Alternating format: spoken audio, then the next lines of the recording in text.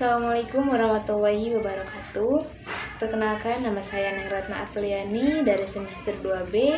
Di sini saya akan mereview kembali mata kuliah Hukum Pidana pertemuan ke-7 oleh dosen pengampu Profesor Dr. Hajah Heni Nuraini SHMH. Pada pertemuan 7 ini, beliau menyampaikan tentang alasan diadakannya perubahan KUHP. Ada beberapa alasan dalam melakukan perubahan dan penambahan KUHP. Di antaranya adalah ada 4 alasan. Yang pertama ada alasan politis, bahwa negara Indonesia adalah negara yang merdeka.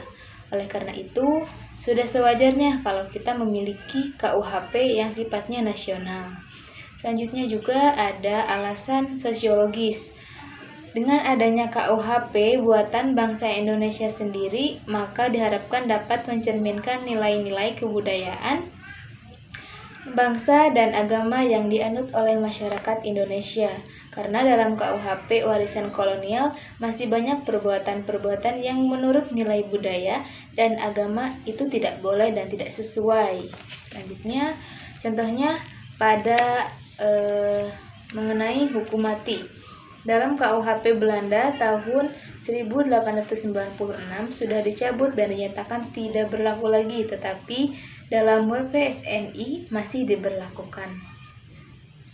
Yang kedua, dalam WPSNI juga tidak mengatur tentang perbuatan homoseksual, perbuatan cabul dan lain-lain yang dilakukan orang dewasa. Selanjutnya ada alasan yang ketiga, yaitu alasan praktis. Karena masih banyak sarjana hukum Indonesia yang sekarang ini tidak menguasai bahasa Belanda yang secara lancar.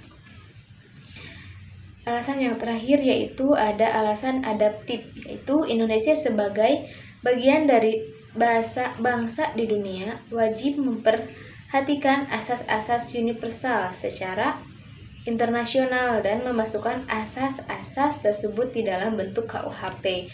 Contohnya asas pembajakan udara, asas narkotika, dan lain-lain. Itu termasuk kepada Undang-Undang Pidana Khusus. Selanjutnya juga ada cara-cara melakukan pembaharuan KUHP, yaitu ada beberapa cara. Yang pertama ada kriminalisasi atau penciptaan delik, yaitu suatu proses yang tadinya perbuatan itu boleh merupakan perbuatan yang dapat dipidana. Karena perkembangannya masyarakat menjadi perbuatan yang dapat dipidana, terciptalah penciptaan delik yang baru. Itu seperti pada Undang-Undang Nomor 11 Tahun 1980 tentang penyuapan.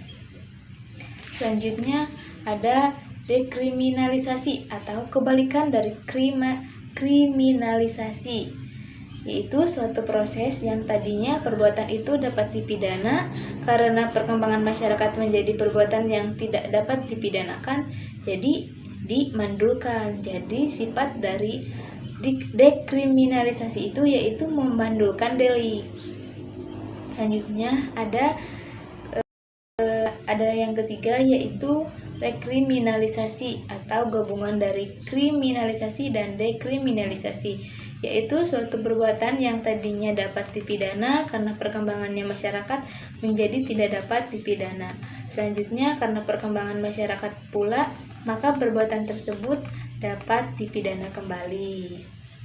Contohnya pada Undang-Undang Nomor 17 1967 tentang penarikan cek kosong dicabut dengan Undang-Undang Nomor 1 1971 sehingga cek kosong itu diperbolehkan, dan kemudian Undang-Undang Nomor 1 1971 tersebut dicabut lagi sehingga perbuatan penarikan cek kosong itu dapat dipidana.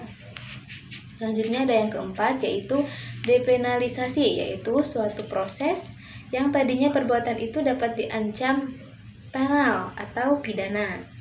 Ancaman pidana itu dihilangkan, tetapi masih dimungkinkan sanksi yang lain, misalnya sanksi administrasi atau sanksi denda, seperti itu.